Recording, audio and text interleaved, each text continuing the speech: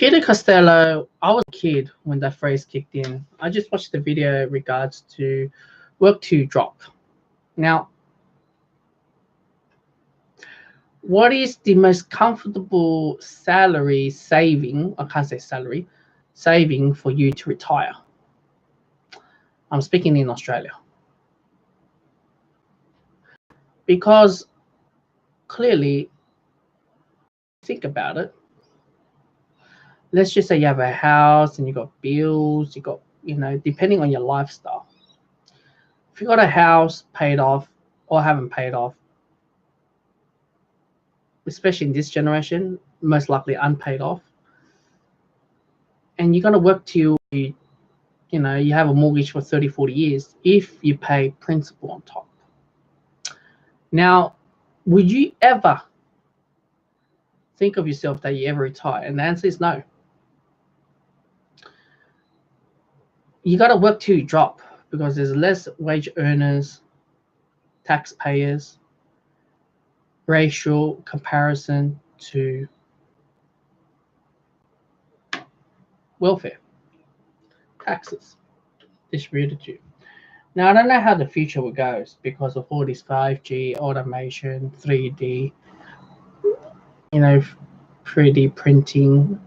I don't know with these robots, each of them generate any taxes.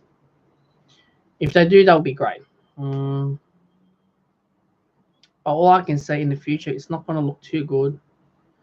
We no longer live in the a lucky country as it was once before, to that level.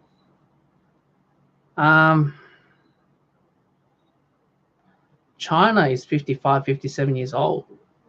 57 if you're male, 55 if you're female. Regardless what sort of asset you have. In Australia, you still have to measure your asset test as well. Even if you do fall for the pension, still not sustain your daily living.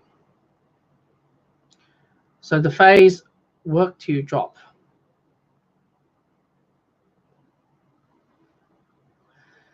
It's something that is, how much do you need? Currently, we have pushed the age of retirement 67 years old.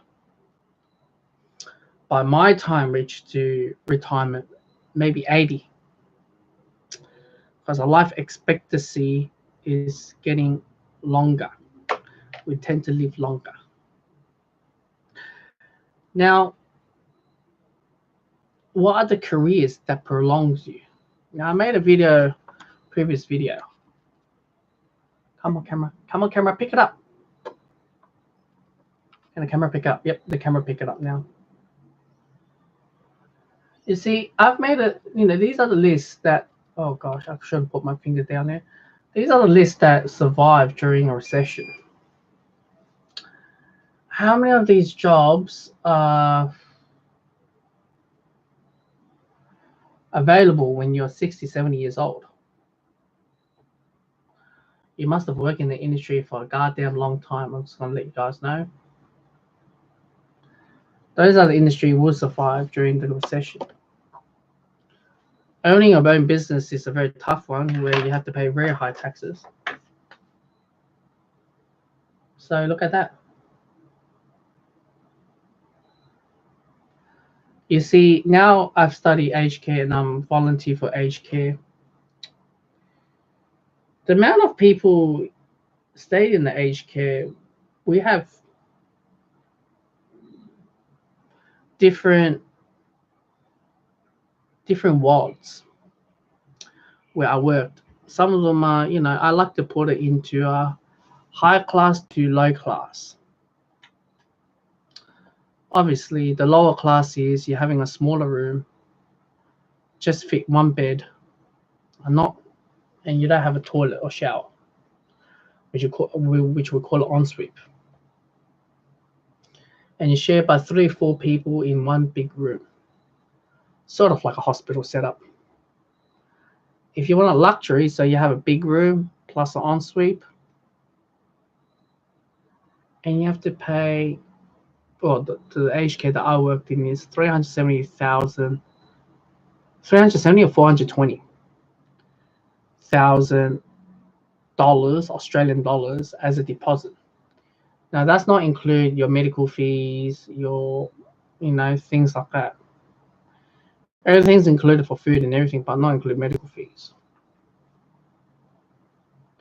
How much do you need to retire? Depending on your lifestyle. If you spend 30 or 35,000 just to have a roof over your head, a house after a house paid off, you're just paying bills, just have a normal lifestyle just by yourself, it's a hard one to survive.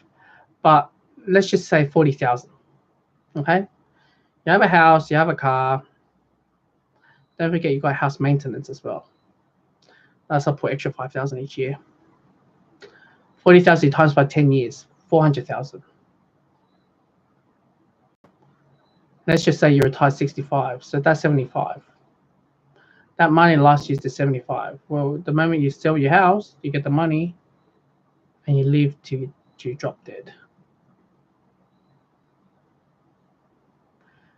That's lucky if those who has property. Those who doesn't have property and only have savings, you're fucked. That's the video.